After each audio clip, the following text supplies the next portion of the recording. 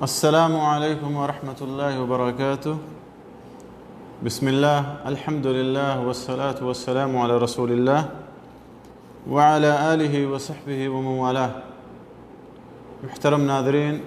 حمد و صلوات کے بعد جو باتیں میں آج آپ کے سامنے رکھنا چاہتا ہوں وہ صوم عاشوراء کے مراتب اور درجات کے بارے میں، کہ عاشوراء کا روزہ کس طرح سے رکھنا چاہیے۔ ہم تمام لوگ جانتے ہیں کہ عاشوراء کا دن بالکل قریب ہے، اور چاند دیکھنے کے اعتبار سے یہاں سعودی عرب کے اندر اور دیگر عرب ممالک کے اندر سنیچر کو یوم عاشوراء ہے، اور بر صغیر میں اور دوسرے ممالک میں اتوار کو یوم عاشوراء ہے۔ تو اس دن کس طرح سے ہمیں روزہ رکھنا چاہیے اور اس دن روزہ رکھنے کے درجات کیا ہیں؟ میرے دوستو، آپ لوگوں کو بار بار بتایا گیا اور آپ کے سامنے بہت ساری باتیں فیس بک اور دوسرے وسائل کے ذریعے سے پہنچی کہ عاشوراء کے روزے کی فضیلت کیا ہے۔ اللہ کے رسول صلی اللہ علیہ وسلم سے صحیح احادیث کے ذریعے سے یہ ثابت ہے کہ عاشوراء کے دن روزہ رکھنا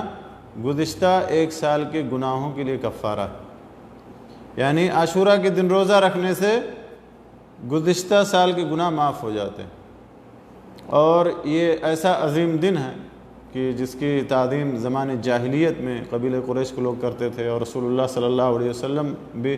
ہجرت سے پہلے مکہ میں اس دن کا روزہ رکھتے تھے۔ اور جب آپ ہجرت کر کے مدینہ منورہ تشریف لائے تو آپ نے دیکھا کہ مدینہ میں یہودی روزہ رکھتے ہیں، تو آپ نے ان سے پوچھا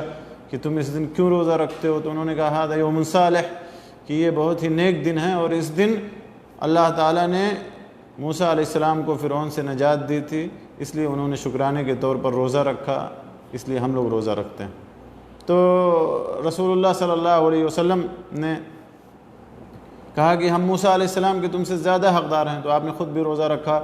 اور اس دن روزہ رکھنے کا حکم دیا۔ اسی لیے جمہور اہل علم کے یہاں ہے کہ عاشوراء کا روزہ شروع اسلام میں فرض تھا، لیکن جب رمضان کے روزے کی فرضیت ہوئی تو عاشوراء کا روزہ منسوخ ہو، یعنی جو چاہے رکھے، جو نہ چاہے نہ رکھے، لیکن اس کا اجر و ثواب بہت ہی بلند ہے، یا اجر و ثواب بہت ہی زیادہ ہے،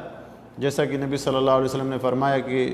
صیام یوم عاشوراء احتسب علی اللہ ان یکفر السنۃ التي قبلہ۔ ابو قتادہ رضی اللہ تعالیٰ عنہ کی مشہور اور معروف حدیث میں ہے کہ عاشوراء کے دن روزہ رکھنے سے میں اللہ سے امید کرتا ہوں کہ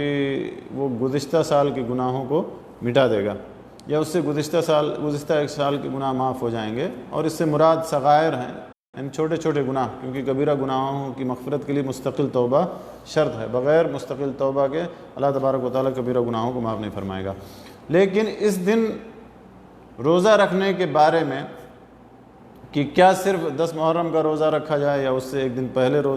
پہلے بھی روزہ رکھا جائے اور اس سے ایک دن بعد بھی روزہ رکھا جائے، دراصل اس سلسلے میں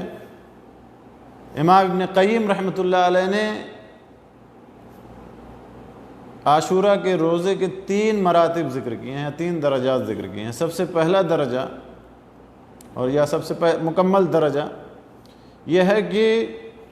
3 دن روزہ رکھا جائے۔ انہوں نے بیان کیا، انہوں نے لکھا، انہوں نے ذکر کیا ہے کہ 3 دن روزہ رکھا جائے، سب سے پہلا درجہ اور سب سے اعلیٰ درجہ اور اکمل درجہ۔ 9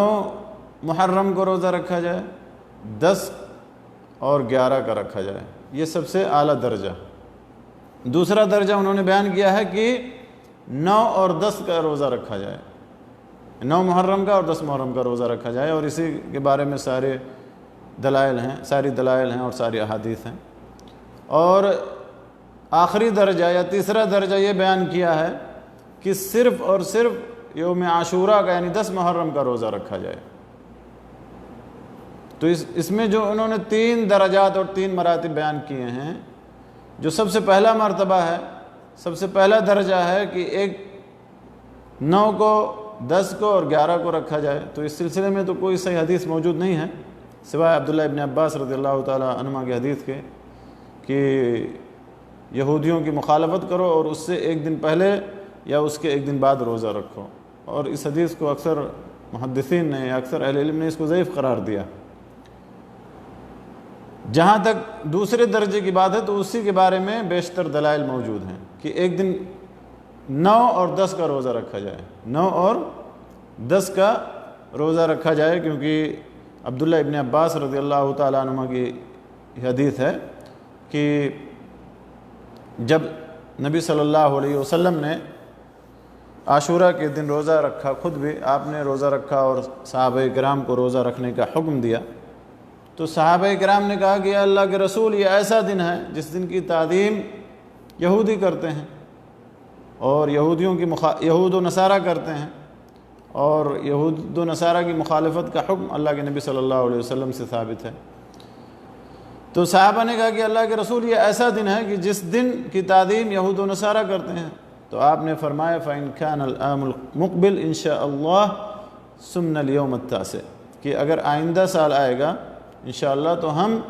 9 محرم کا بھی روزہ رکھیں گے. اور حدیث میں آتا ہے, اسی حدیث میں ہے کہ فَلَمْ يَأْتِ الْعَامُ الْمُقْبِلُ حَتَّى تُوفِّيَ رسول اللہ صلی اللہ علیہ وسلم, کہ آئندہ سال آنے سے پہلے رسول اللہ صلی اللہ علیہ وسلم کی وفات ہو گئی. اور حدیث کی دوسری روایت کے الفاظ میں ہے کہ لَإِن بَقِيتُ إِلَىٰ قَابِلٍ لَأَصُومَنَّ التَّاسِعَ, کہ اگر میں آئندہ سال باحیات رہا تو میں 9 محرم کا بھی روزہ رکھوں گا. تو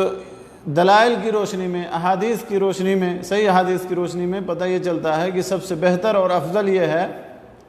کہ آدمی 9 اور 10 کا روزہ رکھے. تو 10 محرم یہاں پر سنیچر کو ہے اور جمعہ کو 9 محرم ہے, تو جمعہ اور سنیچر کا روزہ رکھا جائے. اور جو دوسرے ممالک ہیں جہاں پر اتوار کو ہے 10 محرم, وہاں پر جو ہے سنیچر اور اتوار کا روزہ رکھا جائے, یہی سب سے افضل اور بہتر ہے. لیکن اگر کوئی شخص صرف اور صرف 10 محرم کا روزہ رکھتا ہے تو یہ بھی جائز اور درست ہے, جیسا کہ اہل علم نے بیان کیا, کیونکہ نبی صلی اللہ علیہ وسلم نے صرف 10 محرم کا ہی روزہ رکھا. 9 محرم کے روزہ رکھنے کا آپ نے ارادہ کیا یہود و نصارہ کی مخالفت کی وجہ سے, لیکن وہ ارادہ پورا ہونے سے پہلے ہی آپ صلی اللہ علیہ وسلم اس دنیا سے رخصت ہو گئے. تو پتہ یہ چلا, یا خلاصہ کلام یہ ہے کہ سب سے افضل اور بہتر یہ ہے کہ آدمی 9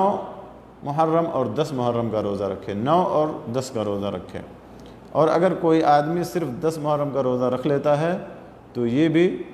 جائز اور درست ہے. البتہ ایک دن پہلے اور ایک دن بعد یا اسی طرح سے 10 اور 11 کے روزہ رکھنے کے بارے میں کوئی صحیح دلیل موجود نہیں ہے. اللہ تبارک و تعالیٰ سے دعا ہے کہ اللہ تعالیٰ ہمیں اس مہینے کی حرمت اور پاس لحاظ رکھتے ہوئے اس میں کثرت سے نیک عمل کرنے اور گناہوں سے بچنے کی توفیق بخشے. عاشورہ کا روزہ رکھنے کی اللہ تعالیٰ ہمیں توفیق دے اور اللہ تعالیٰ ہمارے گناہوں کو معاف فرمائے. آمین. وآخر دعوانا الحمد للہ رب العالمین وصلی اللہ علی نبینا محمد وعلی آلہ وصحبہ اجمعین وجزاکم اللہ خیرا واحسن الیکم.